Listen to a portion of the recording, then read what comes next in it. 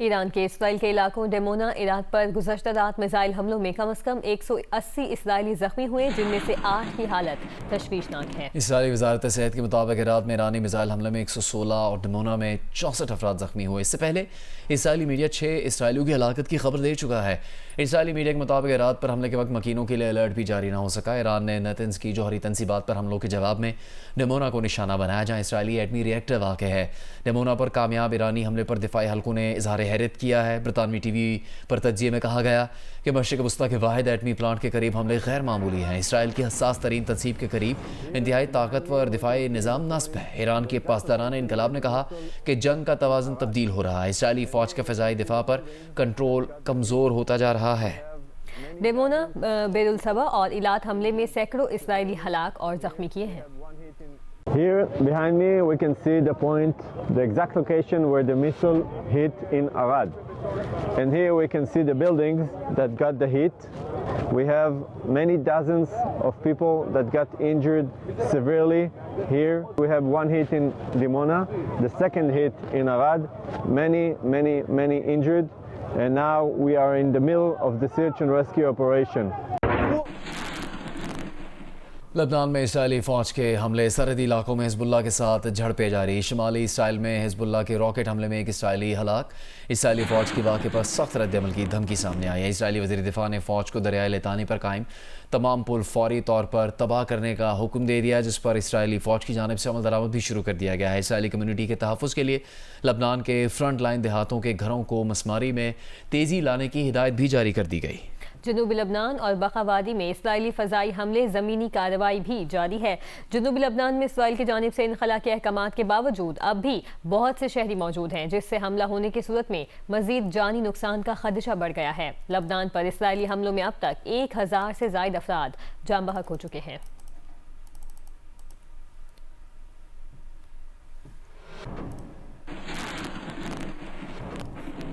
ईरानी TV ने दिफाई निज़ाम की जानिब से F-15 लड़ाका तैयारे को निशाना बनाने की वीडियो जारी की है। रिपोर्ट के मुताबिक तैयारे को होर्मुज़ के करीब निशाना बनाया गया। तैयारे से मुतालिक मज़ीद मालूमात हासिल की जा रही हैं। इससे पहले ईरानी फ़ौज ने एक लड़ाका ड्रोन को भी निशाना बनाया था। आज सुबह इसराइल और अमेरिका ने तेहरान के करीब कई मकामात पर बमबारी की। निशाना बनाए गए तमाम में ईरान के बड़े जौहरी घरों में से एक वाक़ है।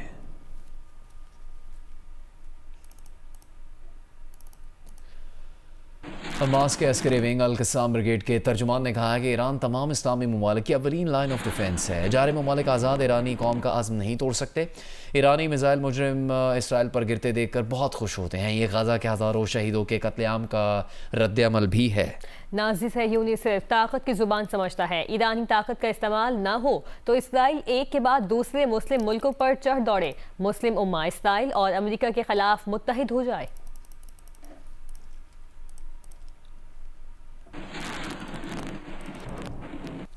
ईरान ने 48 घंटे के अंदर अंदर आबनाए हुर्मुज़ न खोली तो सख्त रद्द-ए-अमल दिया जाएगा। अमेरिका ईरान के मुख्तलिफ पावर प्लांट्स को मरहलावार तबाह कर देगा। जंग जल्द खत्म होने के ऐलान के बाद अमेरिकी सदर ट्रंप की ईरान को फिर धमकी, कहा कि पहले ईरान के सबसे बड़े बिजली घर को निशाना बनाया जाएगा। ईरान ने जवाब में कहा कि ट्रंप ने ऐसा किया तो मशरिक़ वस्ता में अमेरिका के तवानाई इंफ्रास्ट्रक्चर को निशाना बनाएंगे।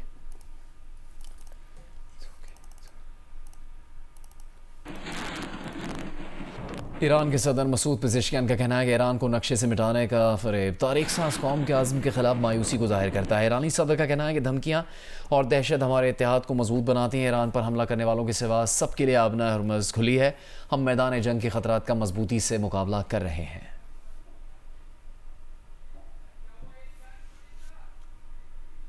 ईरान के सदर मसूद पेज़ेश्कियान ने यह बयान जारी किया, जिसमें उनका कहना था कि धमकियाँ और दहशत हमारे इत्तेहाद को मजबूत बनाती है। ईरान पर हमला करने वालों के सिवा सबके लिए आबनाए हुर्मुज़ खुली है। हम मैदान जंग के ख़तरात का मजबूती से मुकाबला कर रहे हैं। इससे पहले ईरान से मुताल्लिक़ अमेरिका की जानिब से ये कहा जा चुका है, अमेरिकी सदर ट्रंप ईरान को धमकी दे चुके हैं कि ईरान ने 48 घंटे के अंदर अंदर आबनाए हुर्मुज़ ना खोली तो सख्त कार्रवाई की जाएगी। अमेरिका ईरान के मुख्तलिफ पावर प्लांट्स को मरहलावार तबाह करेगा। पहले ईरान के सबसे बड़े बिजली घर को निशाना बनाने की धमकी अमेरिका की जानिब से दी गई है। ईरान इसके जवाब में कह चुका है कि ट्रंप ने ऐसा किया तो मशरिक़ वस्ता में अमेरिका के तवानाई इंफ्रास्ट्रक्चर को निशाना बनाया जाएगा। और ईरानी सदर मसूद पेज़ेश्कियान भी कह चुके हैं कि धमकियाँ और दहशत हमारे इत्तेहाद को मजबूत बनाती हैं। ईरान पर हमला करने वालों के सिवा सबके लिए आबनाए हुर्मुज़ खुली है।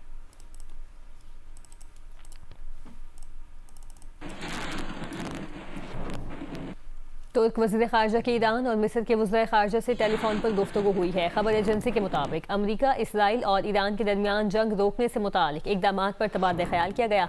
तुर्क वज़ीर ख़ारजा ने यूरोपी ख़ारजा उमूर पॉलिसी चीफ और अमरीकी हुकाम से बात की। सिफारती ज़राए के मुताबिक तुर्क वज़ीर ख़ारजा ने अलहदा फ़ोन पर गुफ्तगू की।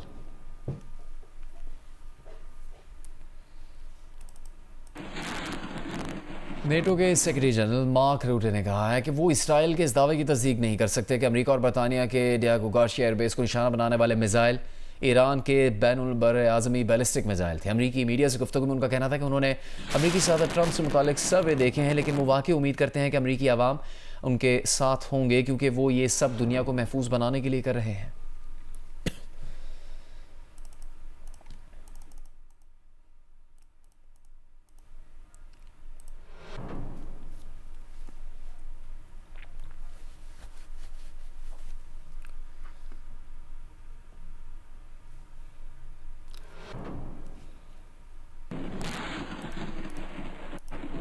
मुल्क भर में यौम पाकिस्तान आज रिवायती जोश व जज्बे से मनाया जा रहा है। इस साल 23 मार्च वक़ार और एहतराम के साथ परचम कुशाई की सादा तकरीबात के साथ मनाया जाएगा। यौम पाकिस्तान के नज़रियात से वाबस्तगी के साथ वसी तर किफ़ायत शारी पॉलिसी को भी बरकरार रखा जाएगा।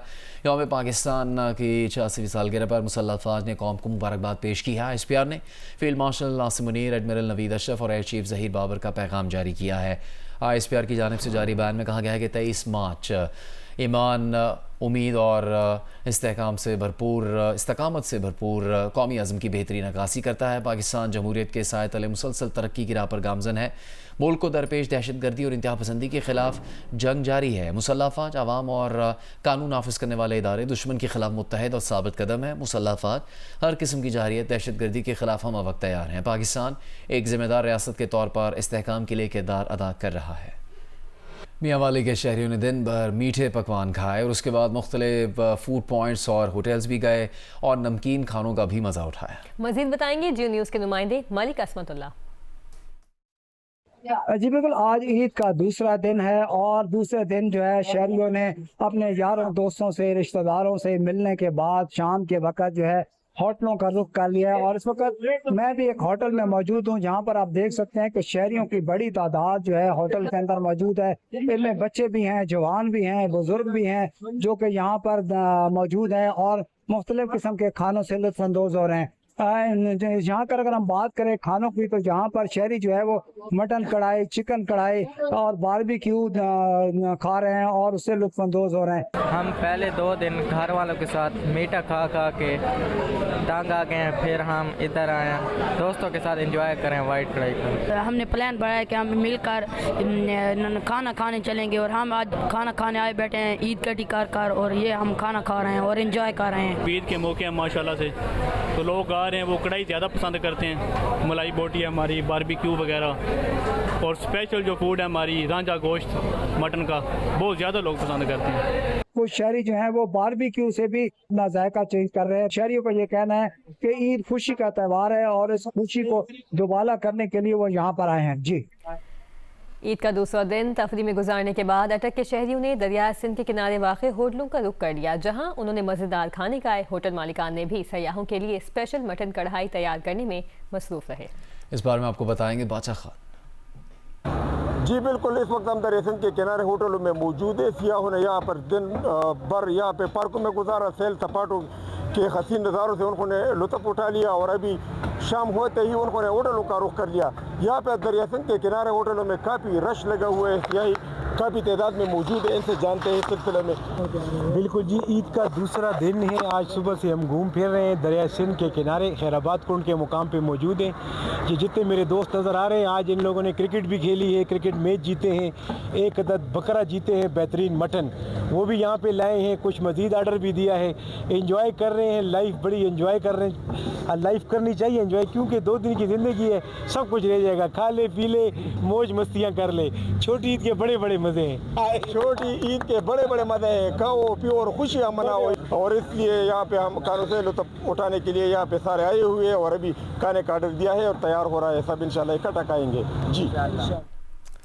फैसलाबाद में भी शहरियों ने फैमिलीज़ के साथ ईद के दूसरे रोज़ होटल्स जाकर खाना खाया, वहाँ पर मुख्तलिफ तरह के खाने इंजॉय किए। मज़ीद बताएंगे जियो न्यूज़ के नुमाइंदे हमाद अहमद।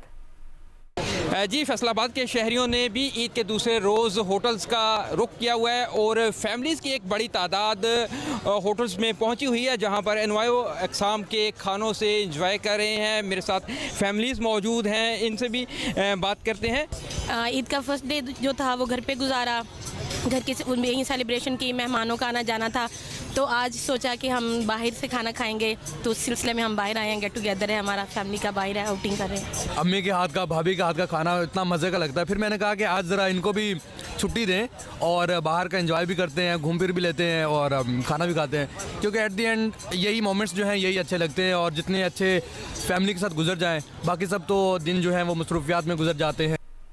फैसलाबाद के बाद आपको बताते हैं कि गुजरांवाला के शहरियों ने ईद का दूसरा दिन कैसे गुजारा।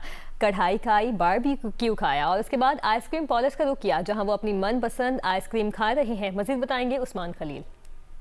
शहरियों ने मुख्तलिफ जो है आइसक्रीम पार्लर्स का रुख किया और यहाँ पर हम देख रहे हैं कि मुख्तलिफ आइसक्रीम जिनमें कौन है, साथ में आइस शेक समेत फलूदा और दीगर जो ठंडी ठार चीजें हैं वो खाकर ईद के दूसरे दिन का मजा दुबारा किया जा रहा है। कुछ शहरियों से भी बात करते हैं। बहुत अच्छी थी आइसक्रीम।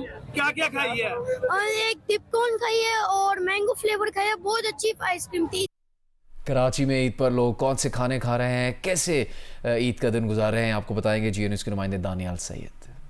आज बिल्कुल ईद का दूसरा रोज़ भी अख्तिताम पजीर हुआ और रात में दावतों के बाद खूब इंजॉय करने के बाद शहरियों ने अब आइसक्रीम पॉलर का रुख किया है। और मेरे कैमरामैन शेर ज़मीर अगर मनाजिर दिखा सकें कि इस वक्त भी बहुत बड़ी तादाद में यहाँ पर पॉलर में लोग मौजूद हैं जो अपने दोस्तों के साथ, फैमिलीज़ के साथ और कज़न्स के साथ ईद को इंजॉय करने के लिए आए। कुछ फैमिली हमारे साथ यहाँ पर मौजूद है, उनसे जानते हैं। आप ये बताइएगा, ईद का त्यौहार भी है, आइसक्रीम तो लाजमी बनती है, फैमिली ने फरमाइश की या खुद लेकर आए हैं? नहीं, फैमिली की फरमाइश भी थी, फिर हमारा अपना भी मूड था। जाहिर है इतने स्पाइसी खाने चलते हैं, थोड़ा बहुत ठंडा तो होना चाहिए। लोगों की गुफ्तगू आपने सुनी, जायका भी अच्छा है और साथ ही साथ क्योंकि ईद का मौका है और दावतों के फ्री होने के बाद लोग अपने अजीज़ व क़रीब के साथ, फैमिलीज़ के साथ, कज़न्स के साथ या दोस्तों के साथ मुख्तलिफ रेस्टोरेंट का भी रुख करते हैं। रेस्टोरेंट के साथ साथ जो आइसक्रीम पॉलर्स हैं वहाँ भी लोगों का एक बहुत बड़ी तादाद जो है वो देखने में आ रही है। ईद का मौका और यकीनी तौर पर मीठे के साथ आइसक्रीम जो है यकीनी तौर पर इस गर्मी के मौसम में इत्मीनान का इजहार जो है वो शहरियों को होता है। और ईद का मौका है, यकीनी तौर पर लोग घरों से बाहर निकले हैं और अपने चाहने वालों के साथ, अपने अजीज़ों के साथ ईद इंजॉय कर रहे हैं। जी, वज़ीर आज़म शहबाज शरीफ का इंडोनेशियाई सदर से रब्ता। दोनों रहनुमाओं ने ईरान और खलीजी खित्ते की सूरत हाल पर बात की, कशीदगी के खात्मे जबकि इख्तलाफात को मुज़ाकरात और सिफारतकारी के जरिए हल करने पर जोर दिया गया। पाकिस्तान और इंडोनेशिया के दरमियान मुख्तलिफ शोबों में बाहमी ताउन को वुसअत देने के आज़म का इजहार किया गया। वज़ीर आज़म ने सदर सोबियांतो और इंडोनेशियाई अवाम को ईद की मुबारकबाद भी दी।